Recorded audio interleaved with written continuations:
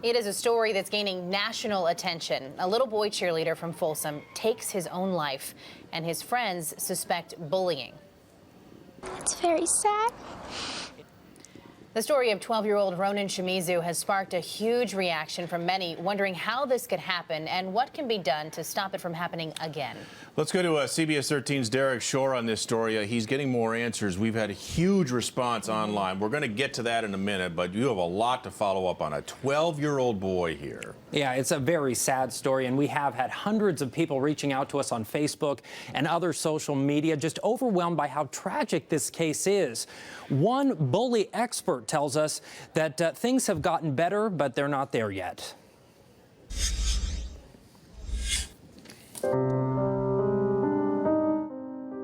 Just 12 years old, Ronan Shamzu was said to have been the only boy on the Folsom Vista Junior Eagles cheer team. And while he loved to cheer, Since he was on the cheer team, people would make fun of him. Ronan, who recently left Folsom Middle School to be homeschooled, committed suicide this week. Friends suspect bullying. Despite a lot of action from state lawmakers and school districts, bullying continues. Tom Orrock is a licensed therapist and helps children being bullied. We wanted to know, with so much attention being given to the problem of bullying, why does it continue? The problem is with intervention. You know, everybody can have a policy up on the shelf, but what is going to be done if somebody is chronically bullying somebody? Orrock says he has noticed school leaders across the area have been slow to react to complaints, and social media makes it harder to witness. I think stricter penalties would be a good idea if it's found that there wasn't enough done here. Today, Folsom Cordova School District told us previous complaints by Ronan's parents were handled properly, but they were reviewing the situation. They would not tell us how the complaints were handled. It wasn't a place I called, enjoyable. Today, this video surfaced on YouTube. A teenager, Ernesto Martinez, paying homage to Ronan and claiming he was bullied during his time at Folsom Middle. I talked to my principal multiple times. I talked to the administration. My parents came in almost, at least once a month to talk to them about what was going on. And the worst part is the administration didn't do anything. While the district reviews its actions, many also wanted to know if the bullies themselves could be charged.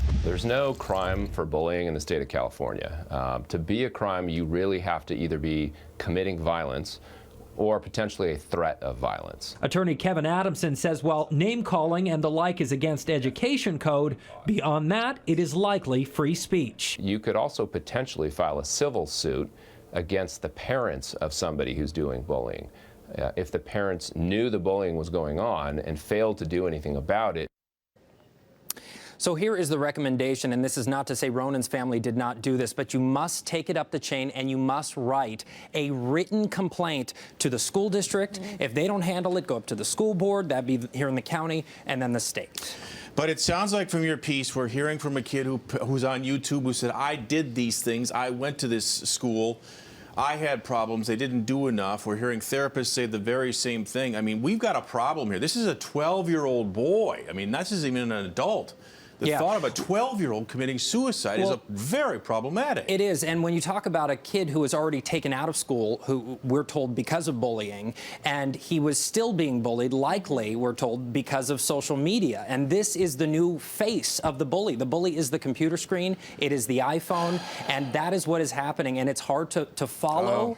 And when it's not happening at schools, schools say it's not about them. So, it's tragic on so many levels. Thank you, Derek. I mean, something has got to change here. I mean, maybe we have to have tougher laws. I mean, who knows? But this is disturbing, and we've posted this story on our website last night, and the response we have received has been huge. Huge. Tony's at touchscreen now with a look at some of those comments out there. Tony? Yeah, hundreds of people have commented on this, and this opens up the discussion.